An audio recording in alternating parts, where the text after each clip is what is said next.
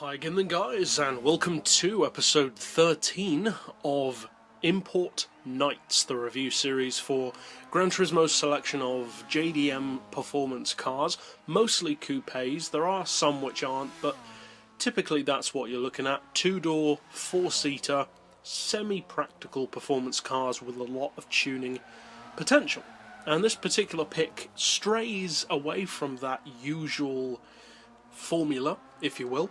It's the Toyota MR2, the 90s shape model, possibly the best looking version of the MR2 overall, but obviously that's down to personal opinion. I've always thought of this car as being kind of a mini Japanese Ferrari.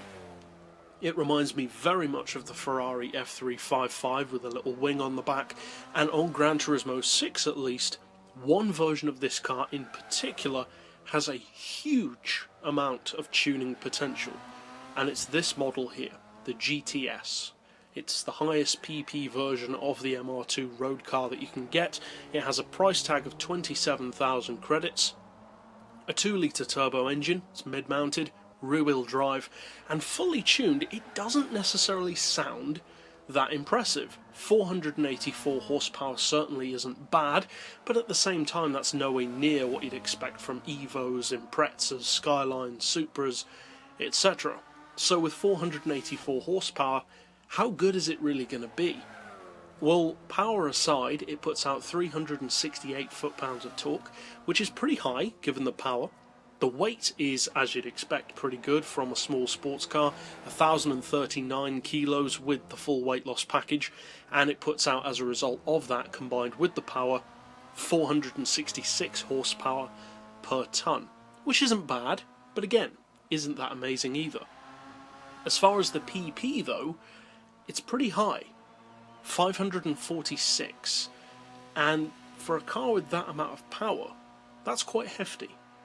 Now, it's justifiably so, I would say, in the case of this car, primarily due to its straight-line performance.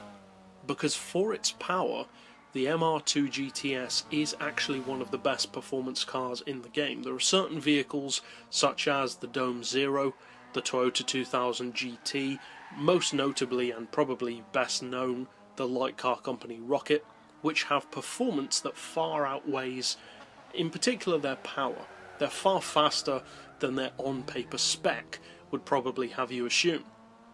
And this is one of those vehicles. It's nowhere near as well known as the light car company Rocket or the Dome Zero in terms of what it's capable of, but that's potentially a good advantage to have, because it means that those of you who do buy this car will have something of a performance sleeper. Now, the MR2 itself isn't really a sleeper because it's a sports car, so it's going to attract a certain amount of attention, but it's definitely a car which is easy to underestimate, and that can really work to your advantage, because from that 484 horsepower, this car can put out a huge amount of performance.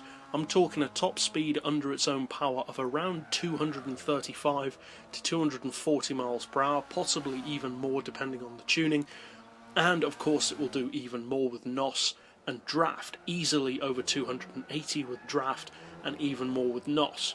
So for that power, this is a remarkably quick little car. In fact, it's faster than literally all of the NASCARs in the game in a straight line, even without NOS, and faster than most GT 500 race cars. That's pretty impressive for a 27 grand two-seater mid-engine sports car from Toyota. As far as track potential, I can't recommend it as much, not because it's bad around the track, but because it just doesn't feel as good around the track as it is in a straight line. In a straight line, it's shockingly good. Far better, really, than it deserves to be, but that's kind of cool. Around corners, it's not as good as that. The handling isn't bad, but it is a little tail-happy, a little slippery through the corners. Less so, of course, if you detune it to a lower power and PP level, but that handling issue of oversteer is kind of always there with this car. Now, it's still extremely quick around high-speed tracks, such as High Speed Ring, Route 7, Route X, the Le Mans, and various others, but you do need to bear in mind that it's not really that difficult to outmaneuver this car around corners. There are plenty of other cars in this series which can take corners far better than this. This car is excellent purely for its straight line performance. The handling, I would say, is doable.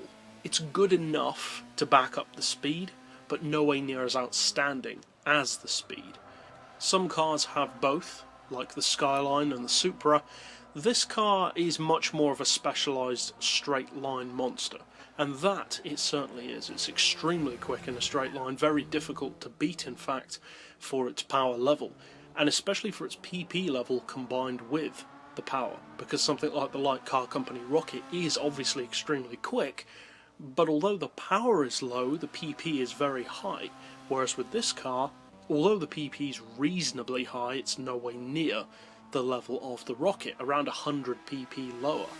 So overall, if you're looking for a car which is deceptively quick in a straight line, excellent for top speed racing and drag racing and pulls, then definitely pick up an MR2, especially for the power. For a track car, I'm not necessarily recommending not using it, just don't be surprised when it's a little bit more slippery than some other cars in this series.